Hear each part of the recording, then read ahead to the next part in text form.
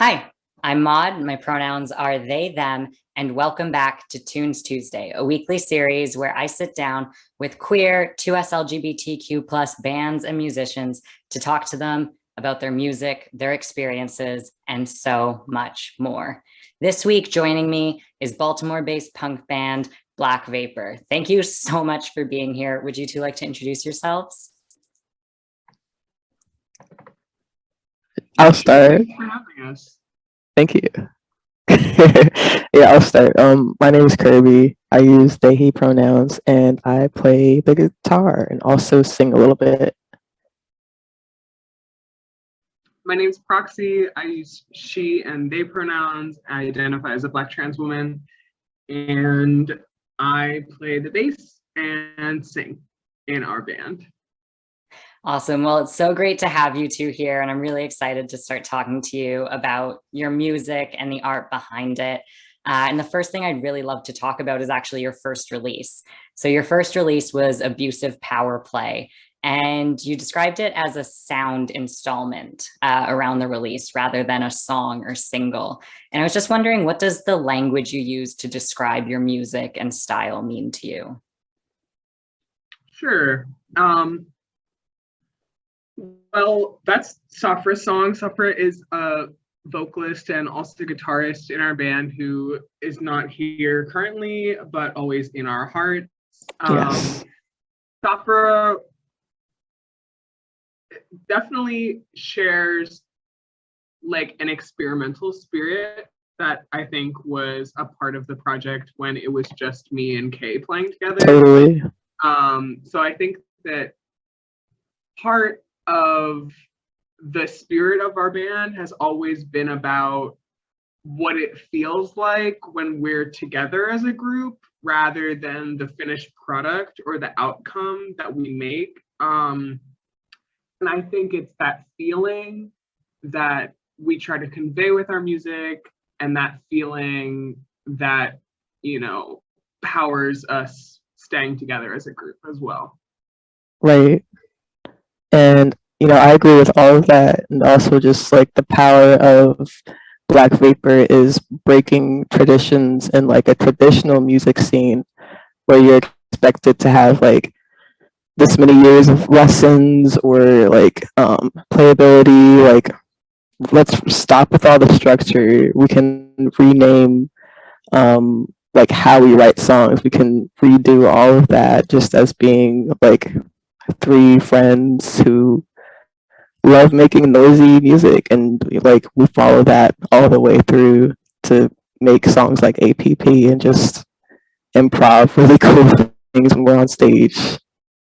Yeah, absolutely. That's really cool to hear about. So do you find that you have, a lot more music or a lot more things that you're just experimenting with and playing around with than you do, say, released music? Yeah. I So would sick. say that BLKVAPOR is like a big iceberg where it's like the vast majority of what the sounds that we make, we just make for each other. And we make in each other's homes or, in the studio or wherever we're practicing at. And then that little top piece is like what we get to show people. Yeah, like just on my phone right now, I have probably like 24 hours of BLKVAPOR just like playing randomness, and it sounds really good. Like I'll go and try to edit it to make something for us to release, and I'm like, it doesn't make sense to people who aren't like literally right in a BLKVAPOR crowd. Like, you can't take just a slice, you need the whole pie. Fair. And do you feel like that comes out more in live shows then, when you are able to kind of bring that experience to others? Yes and no. I feel like the heart of what we make together is always going to be like what we make for each other. True. And what we make like in the comfort of that togetherness.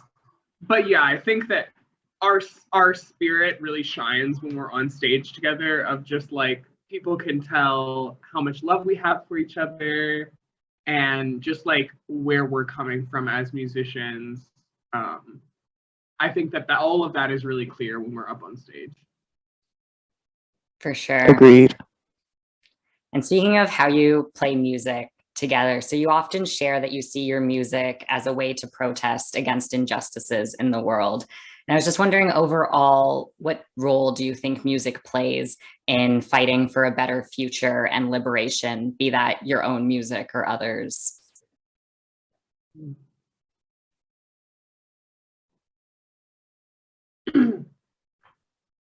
Well, I feel that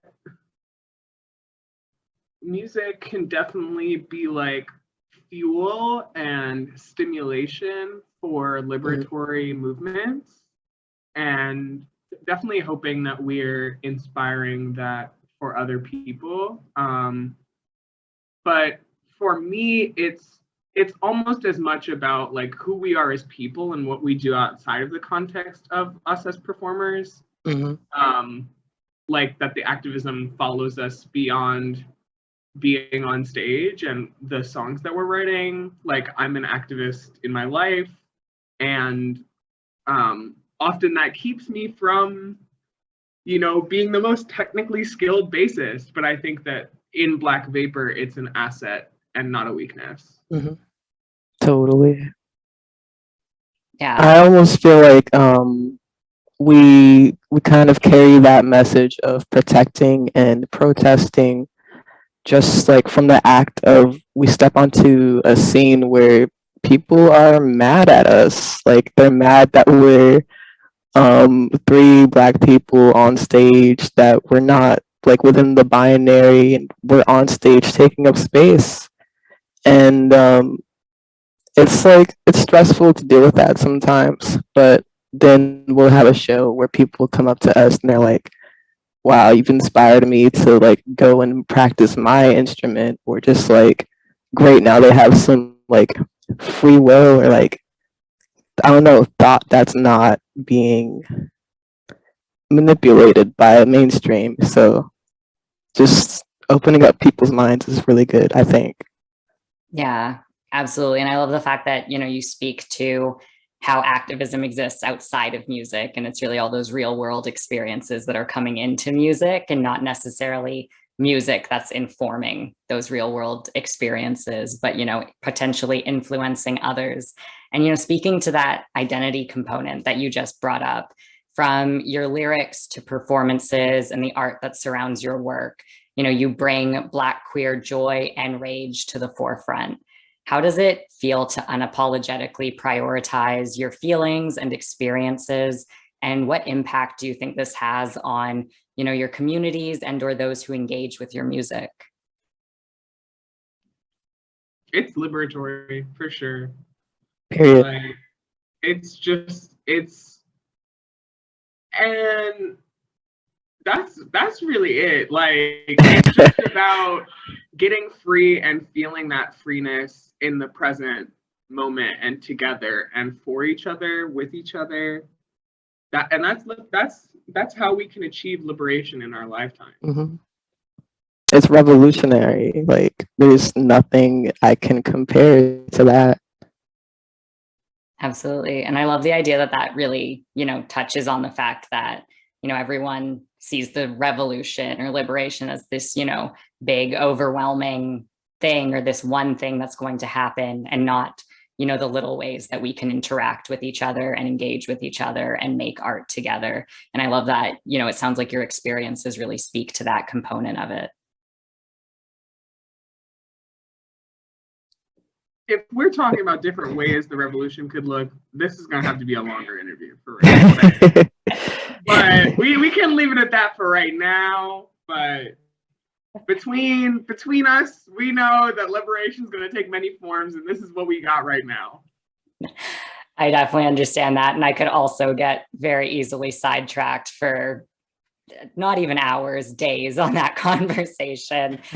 glad to do so. But yeah, definitely not necessarily we have the time right now, but hopefully in the future. Well, thank you so much for joining me on this week's Tunes Tuesday. It was absolutely wonderful to have you here. If you'd like to check out Black Vapor's music, anything we've talked about today, or anything that they may potentially release in the future, you can check out all the links below the video, and Black Vapor will be playing us out.